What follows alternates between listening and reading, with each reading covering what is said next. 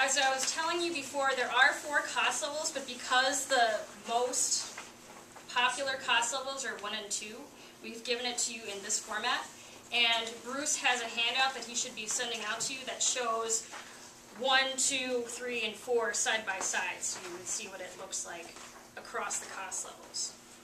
The final page is what the out-of-network levels would look like. So you have your Health Partners out-of-network deductibles on the left-hand column, and then what out-of-network looks like for Advantage, Value, and the HSA. And I'm not sure if I was clear about this before, but the amount that you pay in premiums does not change regardless of your cost level. It will change according to if you're on Advantage, or if you're on Value, or if you're on high deductible. So I think now is a good time to ask questions. I kind of went through a lot. Go ahead. Well, I think I've forgotten most of the questions I had, but does any of this take into account, I don't know if you can answer this or not, maybe Bruce can. We currently have if you sign up for the high deductible plan, we get somewhat of a reimbursement to a health savings account from the district. How will that be affected by this move? Will that still be in place for next year, but possibly not the following year? Is that what I'm... Your dollar amount is written in your contract. Yeah. So that's the amount that you're going to get in your HSA. And depending on the change in the plan, you might want to try to negotiate more in your contract negotiations coming up this summer. So these figures don't take any of that into account? We still would negotiate for the amount of the premium that the district would pay, whether it's an 80-20 or a 90-10 or whatever it happens to be. And we would also negotiate for the amount that the district would contribute to an HRA type, like what you have now if you're in the high deductible. There's no way to predict what happens during negotiations and no way to predict what the district is going to put on the table. But our current contract, you know the numbers that are there, and I'm sure that our negotiators will be trying to keep those numbers the same or increase them if they can.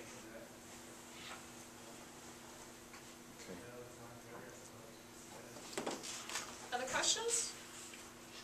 I have a list. Sorry. That's great. Let's hear them.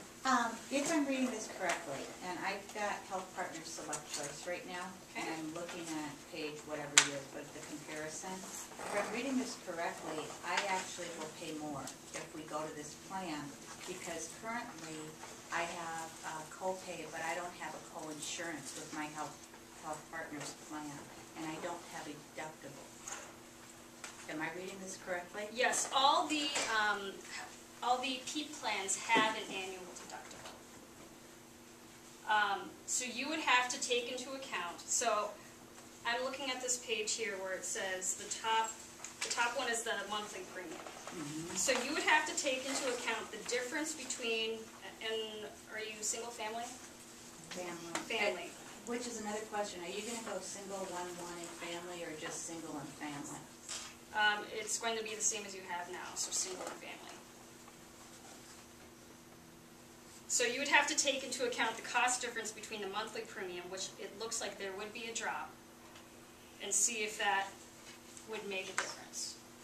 On the Advantage, it looks like, if I'm reading this correctly in Health Partners, it's $14.83. On my family on Advantage is $15.21. Am I reading this incorrectly? You're on Select Choice? Yep. And you're in cost level 2? Okay. Yep. Yep. Yes, so if you went to Advantage cost level 2, then yes, that would be an increase in premium. Because currently, I did do my homework, and Part Nicollet is a level 2. So if I stay with what I have, I'm going to end up paying more, plus a co-insurance, plus a deductible. Okay. If I vote no, I'm going to get a 5% decrease. You would be paying the $142.80 deductible, but in some of these cases, the co-insurance is lower. Like, for example, the ambulance, the lab tests and x-rays, the equipment, prosthetics, and supplies. Those all have, oh no, wait a second, I read that wrong. So the lab tests and x-rays. It's not an exact match for a plan. It's not like you're taking your current plan and you're moving it to PEIP. PEIP is better in some ways, and Health Partners is better than in others. So you're going to have to look at what your usage is and determine if it's going to be cheaper for you or more expensive. Let me also add to that. Health Partners waited until after they saw these numbers and then purposefully underbid them. I understand that, but Which isn't a bad thing. insurance is a moving target, so Yeah. I get that, and I agree with you. I don't think that's necessarily a bad thing. I'm just concerned that, you know, that it's this huge savings, and if we really tease some of this out, it may be a wash, I don't know. Now, we can play it out in the long run. I'm curious who you said, who the people are involved that are making the decision, who actually administers PEIP? There is basically it's a state agency. And they're called PEIP. And they're called PEIP? Yep. So there's no pre-authorization if we do, for example, if I stay with Health Partners, so Health Partners would still be the administrator over Health Partners or my medical care, so to speak. We're getting that verified. I had a similar question like that yesterday. So we don't know that, so I could end up maybe needing to call PEIP for my pre-authorization to use my Health Partners because we don't have clarification right now. Okay, I'm confused by your question, maybe. My question is, who's going to authorize my care, Health Partners or PEIP? PEIP.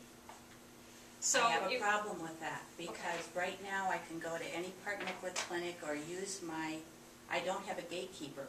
I can go to my primary care physician and be referred out, but I don't need to make another phone call. And I think, Okay. kind Go of, ahead. what I should have probably said at the beginning is, this is a presentation, not a persuasion.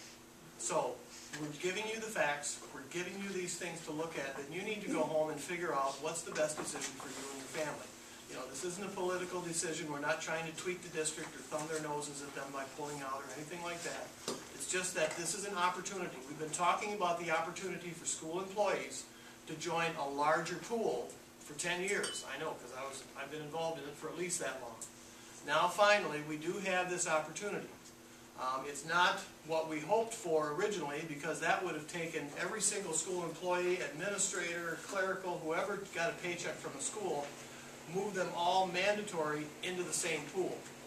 And we probably could have gotten a little bit more cost savings that way. Now, people may not have been pleased with being mandatorily moved into that pool without having to vote on it. So that's why we're presenting you this information now.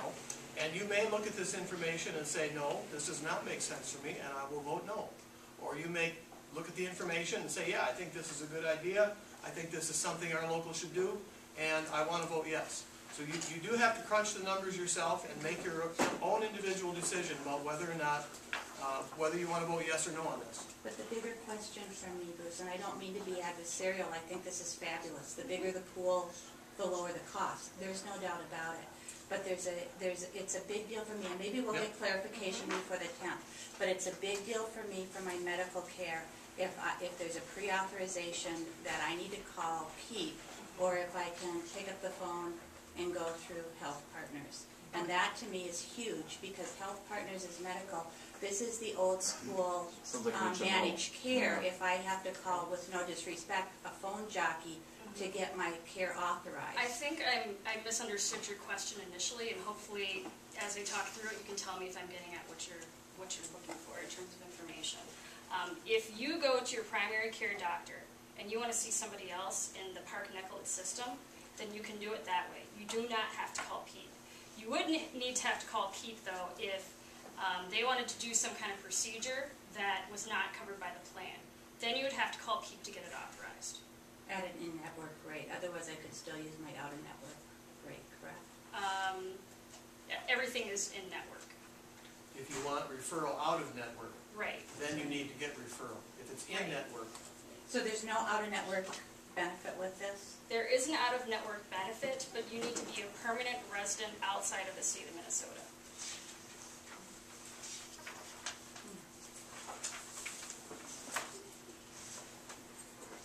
Is there anything stopping Health Partners, like, you know, they kind of said, okay, we'll underbid you, and now there's this 4-year thing. Is there anything stopping them from jacking the bid up 15% the following year, because then we have to wait 3 more years to get another lower bid? No, and that's the risk you take. And that history, if you look back on that history sheet, it happened one year that Health Partners got our business with a 0.8% increase. We had it out for bid, and Health Partners came in at a drastically lower bid than everybody else. So we signed on with Health Partners. In year 2, we got a 26% increase. Because I remember talking with Peg Morrison when that happened, and she got that news. So that was a surprise. So there's no way to predict. The last 3 years, we have been pretty good, you know, with our rates with Health Partners. What's going to happen in the next 3 years? I have no idea. So then how long is our contract again when they can give us that penalty? Is that because it's inside of a year, or do we sign like a 2, 3, 4 year agreement with Health Partners? 2. Okay. So even though they gave us a 5% decrease, that's only for 1 year, that doesn't cover the second year? The next year they have said that we will get no larger than an 8%. They call it an 8% cap. So this coming year... So for 2 years we're guaranteed to get close to what we're getting right now? Yes. Okay. But the one thing I would encourage you to keep in mind is that the insurance companies aren't going to take a loss on you to keep your business. So they were probably charging you 5% more and then just cut it down. Do we know why the administration isn't interested in this plan? I do not know. They have not shared that with me. And it may be that they don't know about this plan.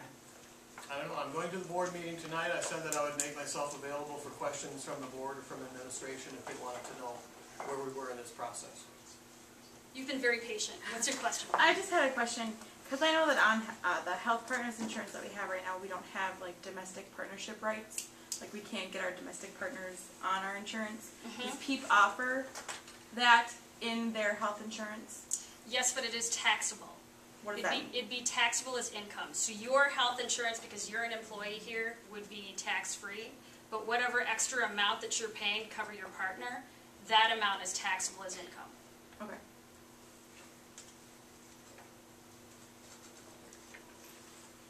Yes. Can you explain what you meant by you had to be a resident outside of the state of Minnesota to get out of network? What does that mean? Okay. What that means is there is out-of-network benefits to PEIP plan participants, but you have to list your permanent residence outside of the state of Minnesota. So if you live in Wisconsin, then you would qualify for out-of-network benefits. If you live in Minnesota and your kid goes to college in California and his permanent address is in California, he would qualify for out-of-network benefits, but then you would still be in-network. Does that clarify it? Not really? So if you have somebody who is a child or young adult who is in college, and I'm a resident of Minnesota, and they don't have a permanent address, their permanent address is Minnesota, then it's not a problem. They're covered. It's considered in-network. No, that's not accurate. Okay. So when you are not in Minnesota, any of your emergency needs, like your urgent care and your ER, that's all in-network benefit levels. But if you have any preventative care, any ongoing medical issues that you need to have taken care of while you're living out of state, you need to have a permanent address outside of Minnesota. So PEIP only covers in-network the state of Minnesota. So a college student should have their preventative stuff when they're here for vacations and stuff, but they can still get treated outside of the state in an event of an emergency. At the urgent care or the ER, Okay. yes. Please. Is PEIP going to mandate more referrals for care than we currently have? I'm not sure what plan you're on, but I'm going to guess yes, because it's not open access. It is a clinic-based plan.